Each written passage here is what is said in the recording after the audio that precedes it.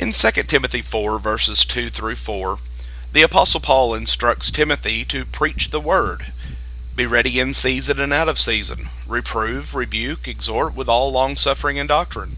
For the time will come when they will not endure sound doctrine, but wanting to have their ears tickled, they will accumulate for themselves teachers in accordance to their own desires, and will turn away their ears from the truth, and will turn aside unto fables. These verses clearly indicate that there are times when gospel preaching is in season and out of season. History indicates the same to us. In the first century, in most places, gospel preaching was in season. In the Middle Ages, it was out of season. There was a thrilling season for the gospel in America in the early 19th century, while at the same time it was largely out of season in France and in Europe. In our own lifetimes, we have seen the same type of situations. Many listeners will remember the days when non-Christians attended gospel meetings in large numbers for no reason other than to hear the gospel. And we remember scores of baptisms and restorations, and this was not something that was uncommon in those days. But simple gospel preaching seems to have lost its appeal and does not appear to have much drawing power today. So what are we to do when gospel preaching is out of season? When people are more interested in education and entertainment and recreation and social activities than they are in being true disciples of Christ?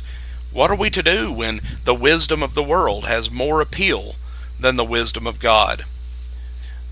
Well, we are told that we have to go to people where they are, or we have to give them what they want in order to attract their attention, and then and only then can we reach them with the gospel message.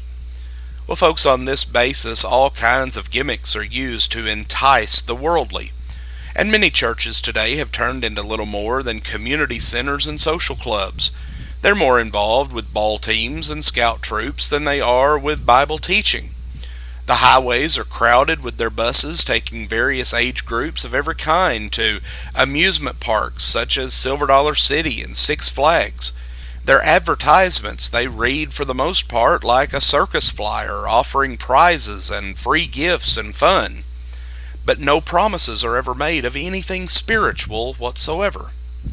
Others, realizing that the gospel is the power of God unto salvation, limit their activities more to preaching. But even here, appeal is still to the worldly tastes of our generation. If possible, preachers are obtained who have made a big reputation in sports or in entertainment, in government, or in some other secular venture. Otherwise, great emphasis is given in advertising to the educational attainments of the speaker or to his gifts as a dynamic, powerful, and eloquent speaker. But this problem of disinterested people is not one that is new. It existed in some places even in the first century. Paul said it existed in Corinth. He says, "For indeed Jews ask for signs and Greeks search for wisdom, but we preach Christ crucified, to Jews a stumbling block, and to Gentiles foolishness." 1 Corinthians 1, 22 and 23. Paul had the power to offer signs to the Jews and the knowledge to compete with the Greeks in worldly wisdom. The philosophy described above would have suggested advertisement of a lecture on the Judaistic philosophy in the Roman world.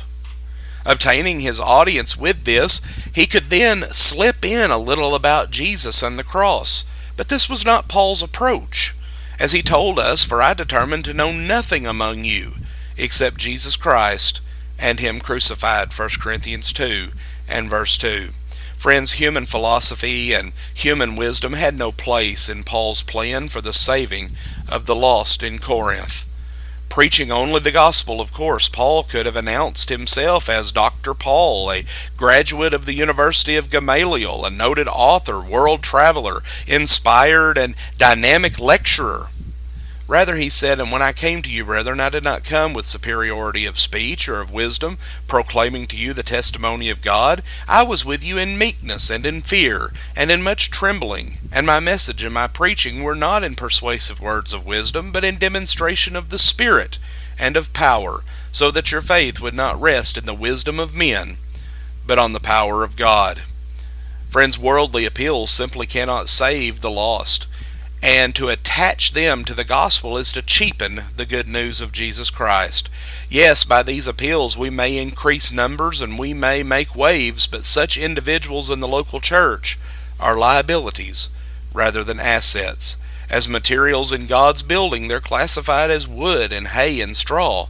And in 1 Corinthians 3 verses 10 through 13, the Apostle Paul warns against building with such materials. Friends, we need to stick with the gospel, that pure, simple, and beautiful message that was once and for all delivered unto us. If we will follow it, we will be saved. The Noble Searcher is a ministry of the Pyburn Street Church of Christ, and we thank you for joining us for our study today. If you have any questions or requests for lesson topics, please feel free to email us at Pyburn Street, that's Pyburn Street, at gmail.com. Or you can write to us at Pyburn Street Church of Christ, Post Office Box 187, Pocahontas, Arkansas 72455. Friends, we thank you for being with us today, for studying God's Word with us, and we encourage you both today and every day to search the Scriptures daily.